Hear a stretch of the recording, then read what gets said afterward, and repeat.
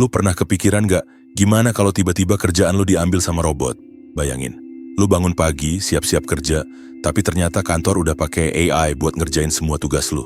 Gak perlu telat, gak perlu cuti, gak banyak protes. Pertanyaannya sekarang bukan cuman, apakah AI bakal gantiin kerjaan kita? Tapi lebih serem lagi, apakah kita masih punya tempat di dunia kerja masa depan? Nah, di video ini kita bakal bahas skenario terbaik, skenario terburuk, dan apa yang harus lo lakuin sekarang sebelum semuanya telat. Mari kita bahas.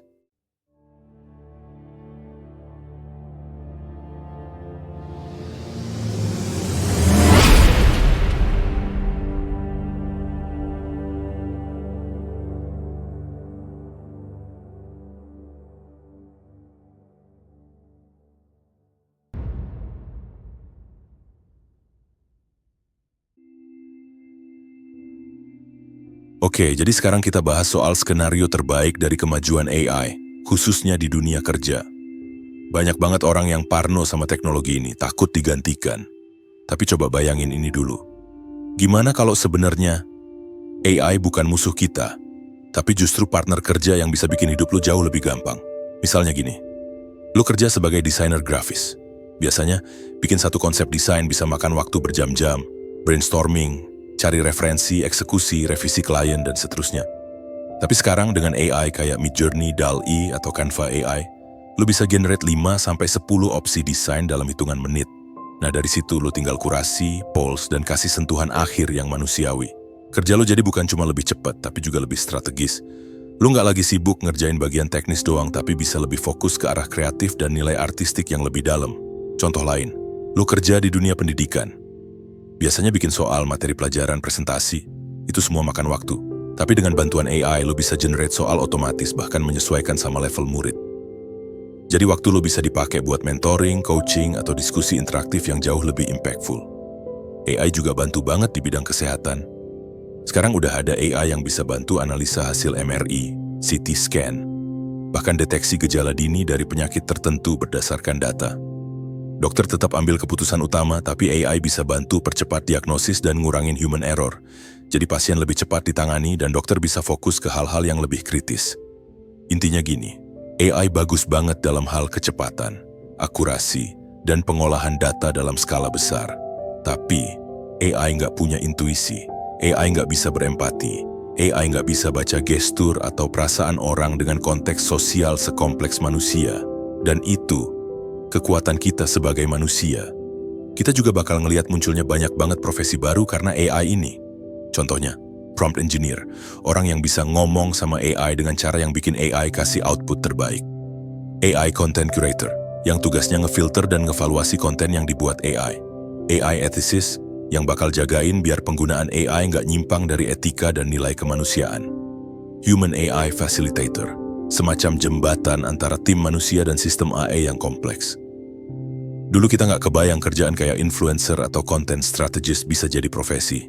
Sekarang, nggak heran kalau nanti anak lu bilang, aku mau jadi AI supervisor waktu gede. Dan itu sah-sah aja. Yang keren adalah semua pekerjaan itu butuh skill baru yang nggak bisa diganti mesin, kreativitas, empati, leadership, problem solving, strategic thinking. Semua hal itu nggak bisa di-automate, tapi bisa di-augment. Artinya dibantu dan ditingkatkan oleh AI. Jadi kalau lu sekarang ngerasa khawatir sama artificial intelligence, coba ubah mindsetnya jadi, gue bukan bersaing sama artificial intelligence, tapi belajar kerja bareng artificial intelligence.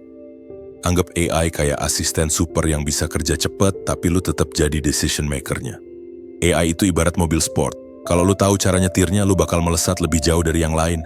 Tapi kalau lu takut nyetir, ya lu ditinggal. Sekarang kita bahas skenario paling serem soal AI. Kalau lu beneran digantikan, gak usah jauh-jauh. Sekarang aja udah mulai kelihatan. Kasir, banyak yang diganti sama self-checkout.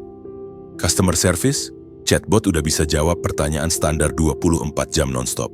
Translator, udah ada AI yang bisa nerjemahin real time dengan akurasi makin tinggi. Penulis berita cepat, AI udah bisa bikin artikel breaking news dalam beberapa detik. Jadi jangan kaget kalau dalam beberapa tahun ke depan pekerjaan yang sifatnya repetitif, administratif, atau berbasis pola bakal mulai ditinggalin manusia.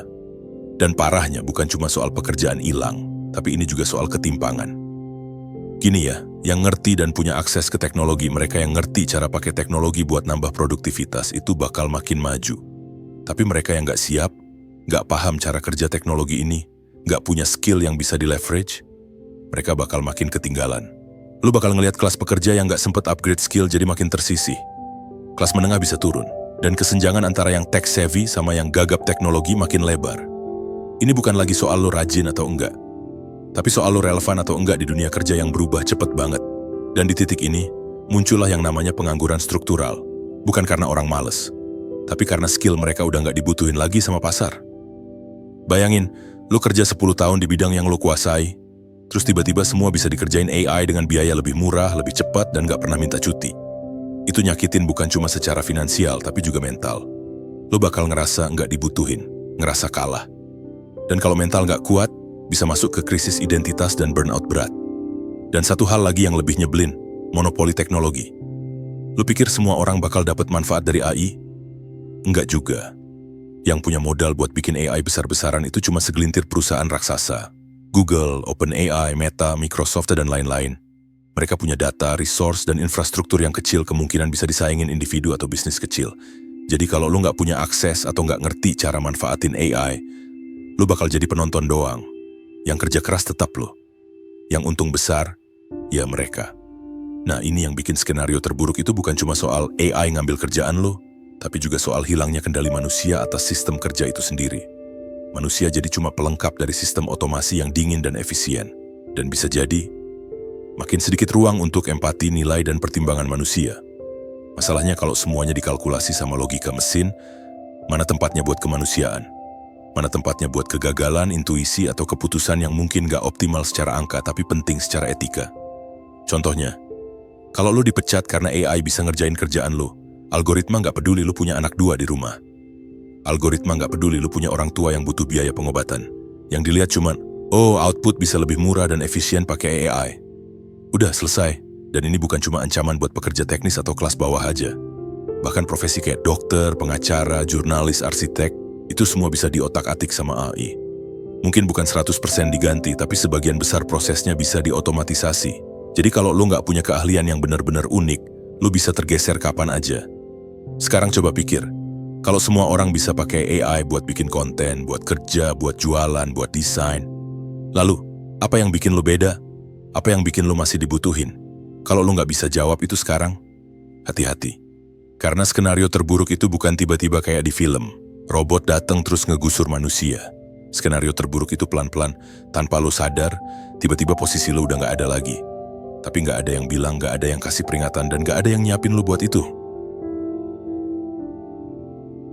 Oke, jadi sekarang lu udah tahu skenario buruknya kayak gimana. Pertanyaannya sekarang, terus kita harus ngapain? Jawaban paling jujur. Jangan tunggu sistem nyiapin lo. Jangan nunggu kantor lo kasih pelatihan. Karena kenyataannya, nggak ada yang bakal nolongin lo selain diri lo sendiri. Pertama, upgrade skill lo sekarang juga. Tapi bukan sembarang skill. Skill yang relevan di era AI itu kayak critical thinking, kemampuan buat mikir lebih dalam. Bukan cuma nerima info mentah. Problem solving bukan cuma ngikut SOP, tapi bisa nyari solusi baru waktu situasi nggak biasa. Kreativitas, karena AI bisa bikin cepat, tapi nggak bisa mikir out of the box kayak manusia. Empati dan komunikasi ini yang bikin lo beda dari mesin. Ngerti orang, ngerti emosi, ngerti konteks. Adaptasi dan belajar cepat, lo nggak perlu jago semuanya, tapi lo harus gesit nangkep hal baru. Skill-skill ini sifatnya manusia banget, dan justru itu yang bikin lo punya keunggulan dibanding AI. Kedua, jangan cuma kerja, pahamin sistem kerjanya. Banyak orang hari ini kerja di sistem yang mereka nggak ngerti. Cuman ikutin prosedur, disuruh A ya A, disuruh B ya B. Padahal kalau lo ngerti logika di balik kerjaan lo, ngerti cara sistemnya nyatu, lo bakal jauh lebih tahan guncangan. Misalnya, lo kerja di bidang keuangan, jangan cuma bisa input angka. Pahamin juga, gimana alur data itu diproses. Kenapa decision A lebih masuk akal dari decision B, apa dampaknya ke bisnis? Karena hal-hal kayak gini nggak bisa diajarin ke artificial intelligence dalam bentuk perasaan dan intuisi bisnis. Itu cuma bisa dikembangkan dari pengalaman dan pemahaman. Ketiga, kenalin dan pelajari artificial intelligence, jangan dihindarin. Serius, jangan jadi orang yang anti teknologi. AI itu bukan cuma buat programmer atau anak IT, sekarang semua bidang bisa pakai AI. Contoh konkret, guru bisa pakai AI buat bikin quiz otomatis.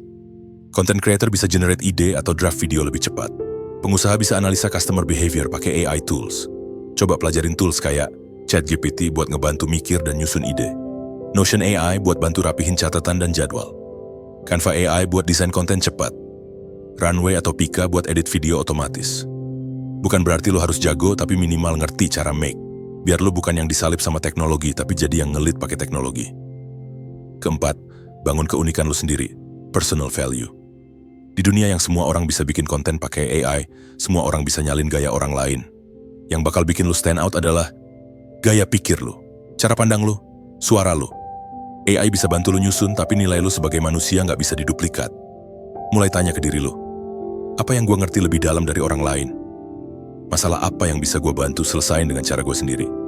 Apa insight pribadi gue yang bisa nambah perspektif orang lain? Jadi ini tuh kekuatan lo. Karena nanti ketika semuanya otomatis, yang bakal dibayar mahal itu bukan cuma orang yang bisa ngerjain tugas, tapi orang yang bisa nambah makna di balik tugas itu. Kelima, bergerak bareng, jangan jalan sendirian. Perubahan besar kayak gini nggak bisa lo hadapin sendiri terus berharap kuat. Lo butuh komunitas, support system, atau minimal teman diskusi yang satu visi. Cari circle yang juga lagi belajar, yang juga lagi adaptasi, biar lo nggak ngerasa sendirian di tengah dunia yang berubah cepet banget. Gabung ke forum, grup, atau ikut diskusi-diskusi terbuka soal AI dan karier. Kadang insight kecil dari orang lain bisa jadi pembuka jalan besar buat lo. Keenam, mulai dari hal kecil. Sekarang juga. Jangan nunggu waktu luang. Jangan nunggu siap. Karena dunia nggak nunggu lo siap. Mulai dari hal simple. Belajar satu AI tool dalam seminggu. Ubah cara kerja lo sehari-hari biar lebih efisien. Coba tantang diri lo mikir lebih strategis, bukan cuma teknis. Bikin portofolio personal yang nunjukin value lo. Dokumentasiin proses belajar lo, bisa jadi bekal dan nilai jual juga nanti. Ingat, skill bisa dipelajari, mindset bisa dilatih, yang penting lo bergerak. Jadi, apakah AI bakal ngambil posisi lo? Jawabannya, tergantung lo sendiri. Karena masa depan gak milik mereka yang paling pinter, tapi milik mereka yang paling cepat beradaptasi. AI bukan akhir dunia, tapi ini awal babak baru. Dan lo bisa jadi pemenangnya. Gue tunggu insight lo di kolom komentar. Apakah lo takut sama AI atau justru lo udah mulai pakai buat produktivitas lo? Kalau lo ngerasa video ini bikin lo mikir, jangan simpen sendiri. Share ke temen lo yang butuh disadarkan. Klik like, tinggalin komentar, dan jangan lupa subscribe biar makin banyak orang yang mulai jalanin versi terbaik dirinya. Dan kalau lo pengen support channel ini, bisa langsung join membership di tombol gabung. Sampai ketemu di video berikutnya. Keep upgrading your brain.